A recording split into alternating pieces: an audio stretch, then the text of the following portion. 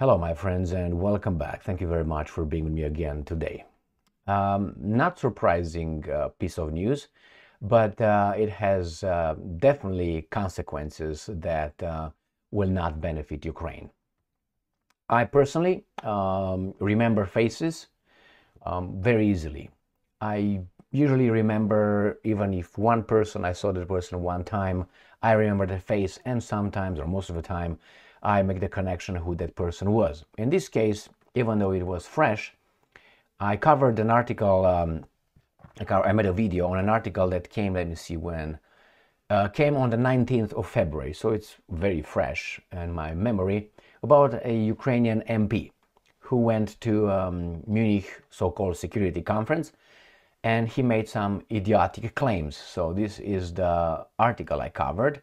Ukraine needs nuclear rockets. This was the article I covered in this video. Let me see if I have it ready for you. Yeah, it's right here. Ready for you. This is the video regarding that article right here that I used.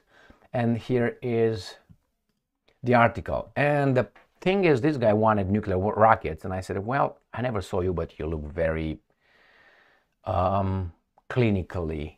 It's a sometimes, I know it's incorrect to say it now, but when we used to be real, when you look at a person, if you had a medical degree or something, you could say, well, that guy is an idiot. And you would say there's an oligophrenic, or is a schizophrenic, or is this on. You could, identify pretty close to the diagnostic. You could attach it. But nevertheless, nowadays, you're not supposed to. So you see someone with the Down syndrome and you tell that looks like Elvis Presley or like whomever. So what's going on? I remember this guy because his face, to me, expressed a clinical thing. That's my personal interpretation. Now he's a Ukrainian MP with this with Hillary Clinton and with the degenerate behind over there. They are all degenerates by their faces. I'm allowed to say that because that's my personal opinion on these three people that are featured right here. Now, what happened now? This guy he said that he needs nuclear rockets, about 1,000 or so. And today he comes and said something maybe as stupid or dangerous, I would say, for his country than that statement. And I'm going to show you the article. And it's the same guy. I said, well, this looks familiar. And there he is, down there. This is the same guy. And his name is Alexei Goncharenko, Ukrainian lawmaker. So this guy looks better, I guess, here. But those lips are, that's like a fish lips. But anyway, or I let you. I think this guy, which again, down here is Alexei Goncharenko. So this guy looks a little bit normal here than here. Personal assessment, what the fuck, I can't say it. So he says, Ukraine is ready for war with China. Russia Today, the 24th of February, 2024. So he's ready for war with China. He's the weak link of a operation, but because the operation is strong, he thinks it is very important. Ukraine is important as long as it has people to die for these guys here. All right?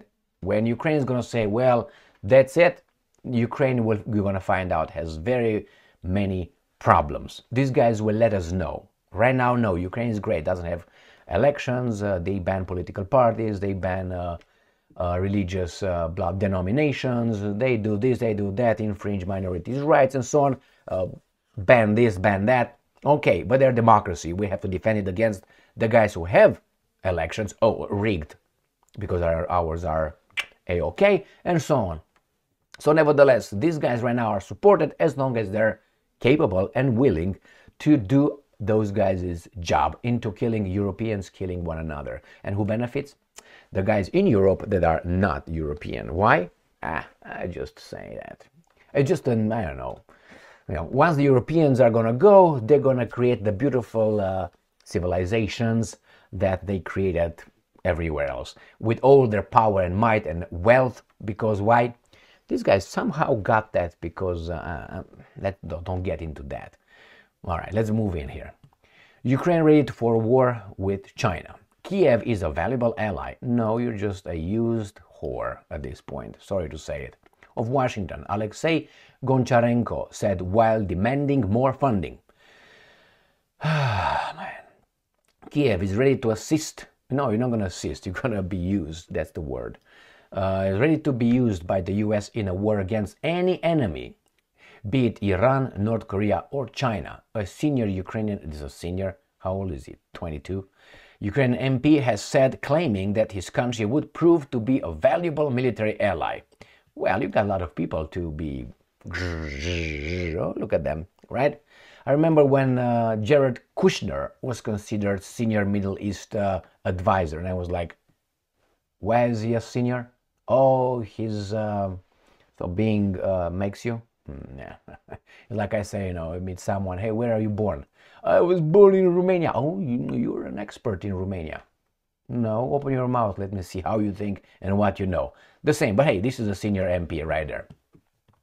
In an interview, maybe he looks better here, a little bit older than right here. Here he's like 12. In an interview with CNN, Christian Anapur on Friday, Alexei Goncharenko doubled down on his calls for the US to send Ukraine more military aid amid gridlock in Congress. The United States of America, I'm quoting, told us that we will be with you as long as it takes. Now it's time to keep the promises. Yeah, because you keep your promises as a politician as well. And that's always nuances. It's I love you, but, or I'm your friend, but, friendships have different levels. I mean, my friendship with you could be different than your friendship with him, but you call him friends. So it's, friends and friends. Let's put it this way. For some friends, you would do this. For some friends, you might not do that. It doesn't mean you don't consider them friends, but it's just, it's a bar that you have to cross. And once you say, okay, you're in a friendship zone, all right, that's it. But you're not kind of the same. I can give you many examples, but let's move on with this article. It doesn't mean that if they're going to stay with you, they're going to give you nuclear weapons, they're going to nuke the Russians, you idiot. Goncharenko rebuked US politicians. Okay, we're done with that. We don't want that. In the event of the future war, the Americans will need people who will stand shoulder to shoulder with them. Right now, you stay shoulder to shoulder with the Russians, unfortunately, and you kill one another for those interests, you idiot. So you don't stay shoulder to shoulder. You're dying, and they give you the means for you to do that. That's what it is. So I think you're a criminal, I would say, but hey, you were voted in the office. But if you go by that, why can't we vote for a criminal? Again, if he's allowed, these guys are working on getting that criminal, Trump, out. Oh my God. But not many nations would be willing to go all in, I mean being dumbass, to support the US. No, not all, no. But I guess most of them, I'm talking about the vassal states. Ukrainians are ready. So why don't you speak in your freaking name? Why do you say Ukrainians are name? You're gonna be a politician sending someone else's kids, husbands, brothers, fathers to war. Yeah, we're ready. No, they are ready because you say so. You're very generous with other people's lives, don't you think? My friends, these are the people. We are ready to stand with the United States shoulder to shoulder, either in trenches near Tehran, in North Korea, or near Beijing. He couldn't remember Pyongyang or Peking's, Beijing's, right here, North Korea. What's the capital again? He said Beijing here, but no difference, he stated, because we appreciate your support. We appreciate your support in doing what? Your bidding, your dirty job? Jesus Christ. Despite his plea for more Western military aid, Goncharenko argued that Ukraine has, and I'm quoting, the second strongest army in the free world after the US, making it very valuable ally. No, you don't. You don't have it. I think would be Poland, not even Poland. Do you have nuclear weapons? All right, you're a third tier military power. I tell you which could be the first ones, would be United States of America. I'm talking about economic power, manpower, nuclear power, and military weapons. United States of America. Then you got China. That's not necessarily the order. I'm just mentioning how it comes from my balls to my head. So it's US, China, Russia. Who else? In India, but India, I don't know how well prepared are for a conventional war. I don't know. They have nuclear weapons, they have an economy, and they also have a lot of people too. Right? Who else? I would have put Israel in it, but Israel is very vulnerable with one bomb. So you got what, 10 million there and 10 million here, and some millions in Europe, and that's it. No, that's the economic. If these guys don't cough up and blah blah blah, what do they do? What they give us?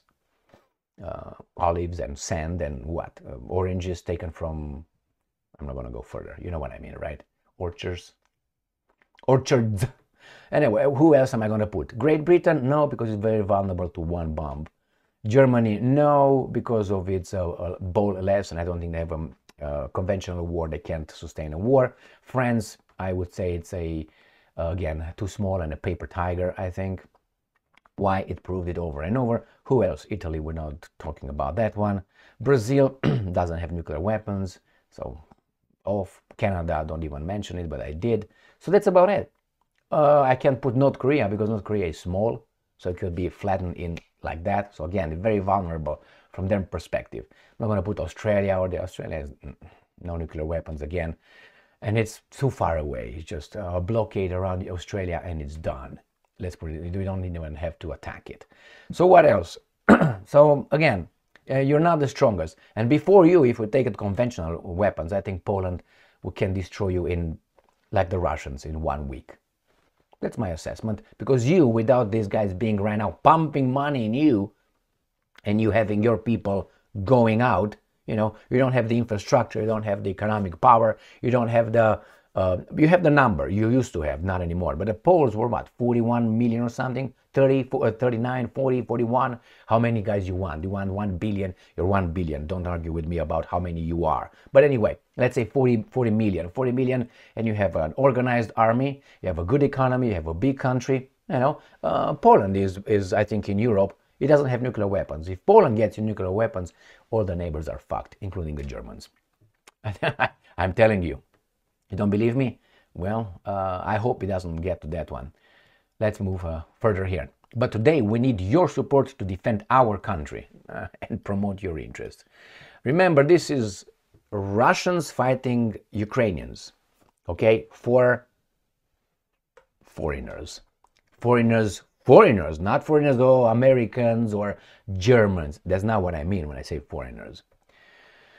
He added, blaming gaps and delays, blah, blah, blah. Okay, whatever. You want to do it, do it. The Russian President Vladimir Putin said on Tuesday that the capture of Avdiivka is certain success. Oh, it doesn't matter.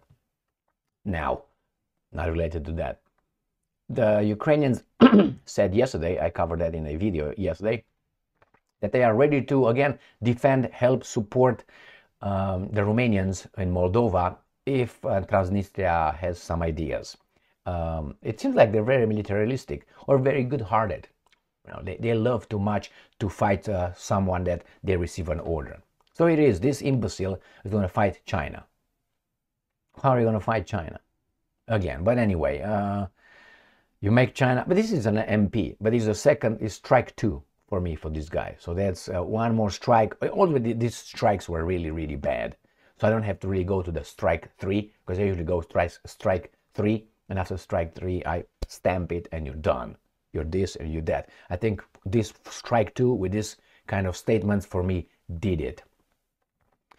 Well, nothing is going to happen, but imagine if this guy and others like him think and they're allowed to do what they say they would do. And it's based on an order, actually. It's not what he really... He wants... how should I put it? I think he's going to... he either wants to push Zelensky aside, or he's going to be Zelensky's, but I don't know if he qualifies as Zelensky Stein. So I don't know if he's that's a, you know, you can get a job. You can't get a job. All right. Thank you very much for being with me again today. We'll see how important this guy is and how important he will become and how uncomfortable for Zelensky. If he becomes too uncomfortable, he's not going to run again. He's going to be fired, click, click, by Zelensky, as Zaluzny was fired. And Klitschko might be fired in the future, but Klitschko is the Germans guy. Zelensky is the other guy's guy. I mean, stay strong, stay smart, look for the truth, and be just.